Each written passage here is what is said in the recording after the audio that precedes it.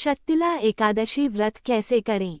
पूजा सामग्री से लेकर विधि कथा तक एक क्लिक में जाने सब कुछ। हिंदू धर्म में शक्तिला एकादशी का विशेष महत्व माना गया है। ऐसा कहा जाता है कि जो कोई भी इस एकादशी का व्रत रखता है, उसके जीवन में सुख सुविधाओं की कभी कमी नहीं होती है।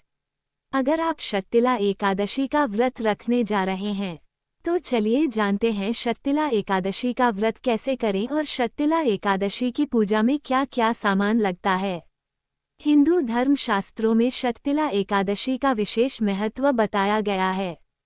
इस बार 25 जनवरी 2025 को शक्तिला एकादशी व्रत रखा जाएगा। पंचांग के अनुसार माघ मास के कृष्ण पक्ष की एकादशी शक्तिला एकादशी कहा जाता है। शक्तिला एकादशी के दिन व्रत रखा जाता है और भगवान विष्णु की आराधना की जाती है। इस दिन भगवान विष्णु को तिल का भोग लगाया जाता है। इस व्रत में तिल का इस्तेमाल करना उत्तम फलदायी माना जाता है। धार्मिक मान्यता के अनुसार शक्तिला एकादशी के दिन तिल का दान करने से स्वर्ग लोक की प्राप्ति होती है। ऐसा कहा जाता है कि इस दिन जो व्यक्ति जितना ज्यादा तिल का दान करता है, उसे उतने 1000 वर्ष तक स्वर्ग में स्थान मिलता है।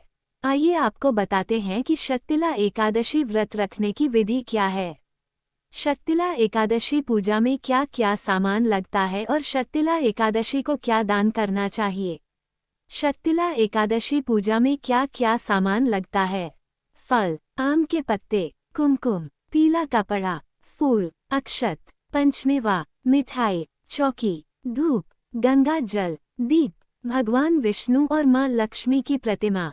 शक्तिला एकादशी व्रत कैसे करें? सुबह जल्दी उठकर स्नान करें और साफ कपड़े पहनें। फिर घर के मंदिर में दीप प्रज्वलित करें। भगवान विष्णु का गंगाजल से अभिषेक करें।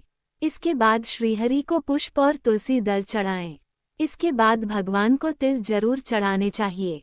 गंध, पुष्प, धूप, दीप, तांबूल से भगवान विष्णु की षोडशोपचार से पूजा करें। इस दिन भगवान विष्णु संग मां लक्ष्मी की पूजा भी करनी चाहिए। उड़द और तिल से खिचड़ी बनाकर भगवान को भोग लगाना चाहिए। रात में तिल से 108 बार ओम नमो भगवते वासुदेवाय स्वाहा मंत्र से हवन करें। फिर अंत में भगवान विष्णु की आरती करें। शक्तिला एकादशी पर क्या करना चाहिए? शक्तिला एकादशी के दिन विधिवत भगवान विष्णु की काले तिल से पूजा करने से व्यक्ति को हर तरह के पापों से मुक्ति मिलती है। साथ ही रोग दोष और भय से छुटकारा मिलता है। शक्तिला एकादशी के दिन भगवान विष्णु की पूजा अर्चना और काले तिल के पानी से स्नान दान आदि करने का विशेष महत्व है। शक्तिला एकादशी पर क्या दान करें? शक्तिला एकादशी के दिन तिल का दान जरूर करना चाहिए। तिल का दान करने से व्यक्ति के सभी पापों का नाश होता है और साथ ही जीवन में आने वाली हर मुश्किल दूर हो जाती है। शक्तिला एकादशी के दिन गर्म कपड़ों का दान जरूर करना चाहिए। शक्तिला एकादशी की पूजा में किसका विशेष महत्व होता है? शक्तिला एकादशी के दिन भगवान विष्णु की पूजा की जाती है। धार्मिक मान्यता के अनुसार इस दिन तिल का दान करने से स्वर्ग लोक की प्राप्ति होती है। धार्मिक मान्यताओं के अनुसार तिल की उत्पत्ति विष्णु जी के पसीने से हुई है।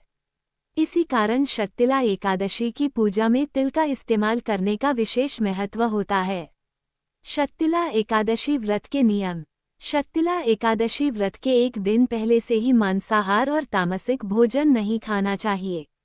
अगर किसी व्यक्ति ने एकादशी व्रत नहीं रखा है, तब भी उसे बैगन और चावल नहीं खाने चाहिए। शक्तिला एकादशी के दिन भगवान विष्णु की पूजा में तिल का प्रयोग करें और उनको तिल का भोग लगाएं। धार्मिक मान्यता के अनुसार शक्तिला एकादशी का व्रत करने वाले व्यक्ति को तिल का उबटन लगाना चाहिए। शक्तिला एकादशी के दिन व्रत रखने वाले व्यक्ति को पानी में तिल डालकर स्नान जरूर करना चाहिए।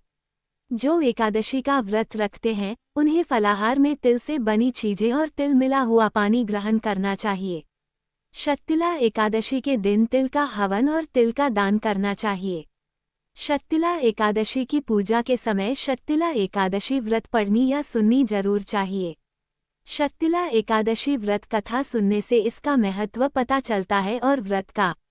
शक्तिला एकादशी व्रत कथा। पौराणिक कथा के अनुसार प्राचीन काल में एक ब्राह्मण स्त्री थी। धार्मिक होने के कारण वह हमेशा पूजा पाठ और व्रत किया करती थी। हालांकि कभी दान पुण्य नहीं किया करती थी।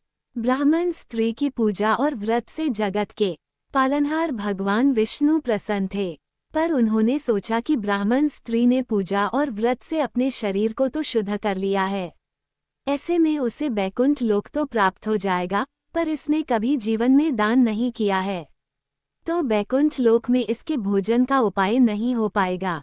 इन सभी बातों पर विचार करने के बाद भगवान विष्णु स्वयं उस ब्राह्मण स्त्री के पास पहुंच गए और उससे भिक्षा मांगी। भगवान विष्णु के भेष में साधु को ब्राह्मण स्त्री ने भिक्षा में एक मिट्टी का ढेला दे दिया। भगवान उसे लेकर बैकुंठ लोक में लौट आए।